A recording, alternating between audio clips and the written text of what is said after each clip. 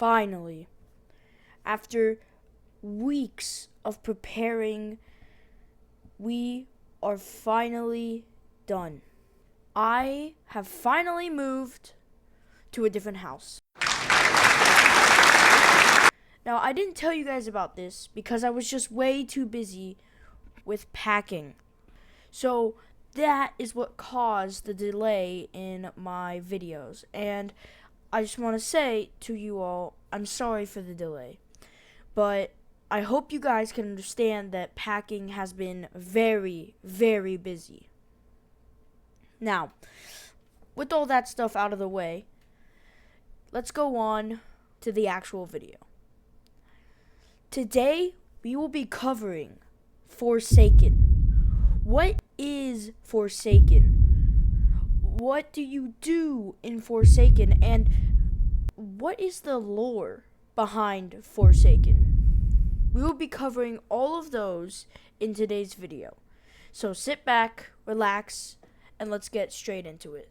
Now, if you clicked on this video, some of you may already know what Forsaken is, and some of you may not. And to those of you who don't know what Forsaken is, I am going to explain it now. Forsaken is one of the games on Roblox, and it was inspired by a game called Dead by Daylight. Now, Forsaken consists of killer and survivor gameplay, where the killer has a goal of killing all the survivors before the time runs out. Forsaken was originally made by someone named Soul Driven Love, and then went on to become a community that worked on Forsaken. Now, Forsaken has become very popular in the last year and has been booming recently, and many people have started falling in love with Forsaken. Now, let me get into some of Forsaken's characters and mechanics. Right now, Forsaken has 4 killers and 10 survivors. Now, you are mainly going to be playing survivor for most of the part, but there are times when you become a killer. The killer has to kill everyone in a certain time limit, and every time he kills someone, it adds about 30 to 50 seconds to the timer. There are 4 killers you can choose from. There is Jason, who is free, Cool Kid, who costs $900, John Doe, who costs $1,000, and then 1x1x1x1x1, who costs $1,250. These 4 killers have all of their own abilities and unique ways that they can attack survivors. For example, 1x1x1x1 is a ranged killer who focuses on mainly ranged attacks, while John Doe is focused on dealing damage over time. Now, these 4 killers can only be played if you have a certain amount of malice.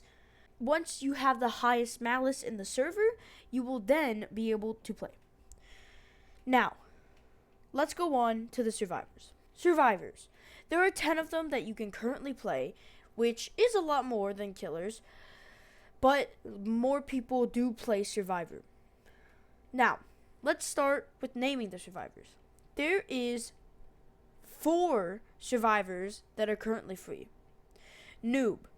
Noob is basically the first survivor that you're gonna play, unless you choose to be different. Noob is basically a balanced survivor who mainly focuses on himself and surviving the most. The next free survivor is Shedletsky. And Shedletsky, basically what he does is he's what we call a sentinel. Sentinels are basically characters that help attack the killer and stun them. Now, Shedletsky basically stuns the killer with a sword, and so he is considered a sentinel. Now, another free character is Elliot.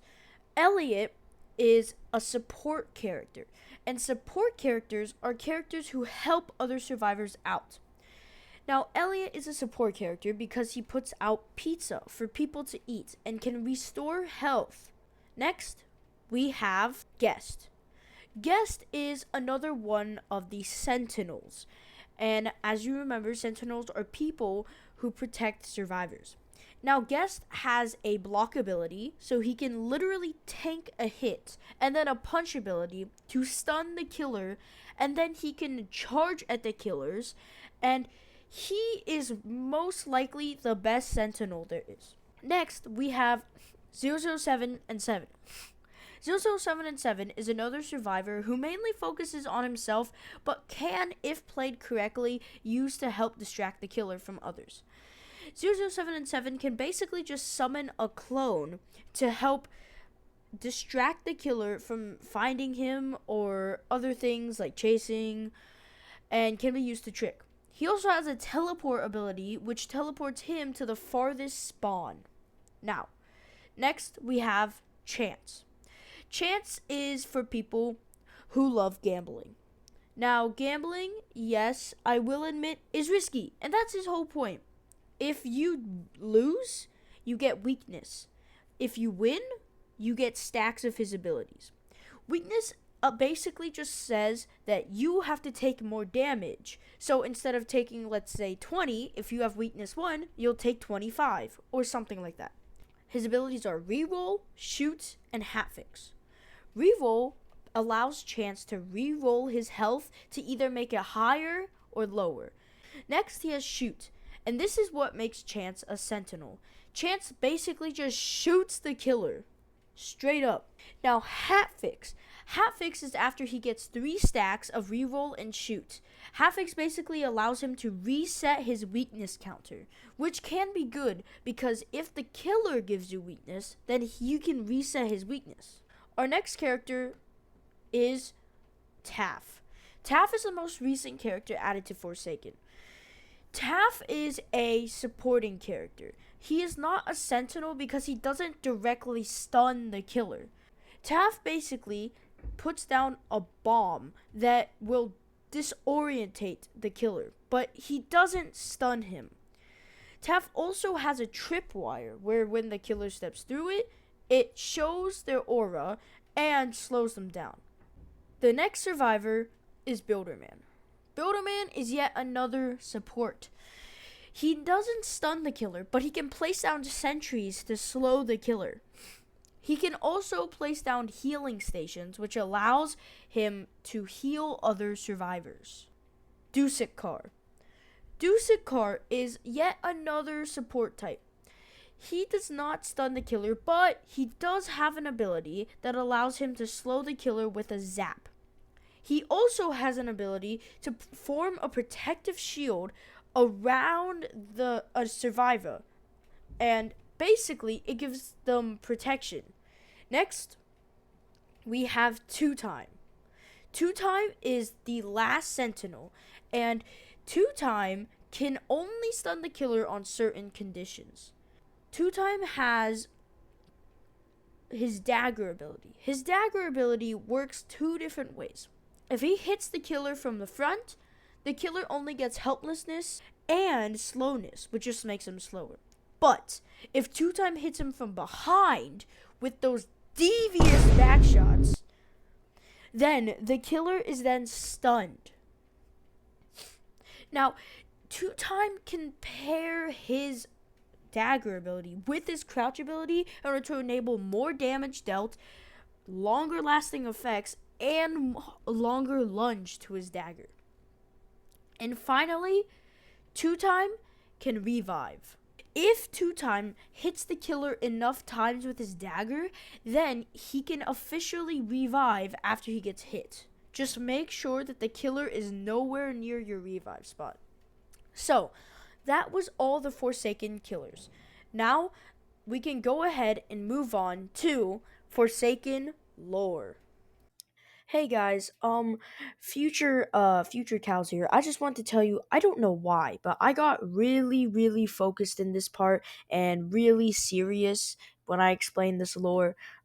So I'm just gonna keep it dark for the next part of the video because I feel like it'll fit the setting, and also I'm getting tired and lazy of editing. So anyways, I hope you guys can just enjoy my voice for a bit. Okay, so to get started with the Forsaken lore, we first need to look at the very beginning. We know that Forsaken is a game about a bunch of survivors and killers, but the thing is, how did they end up there in the first place? Couldn't they just escape?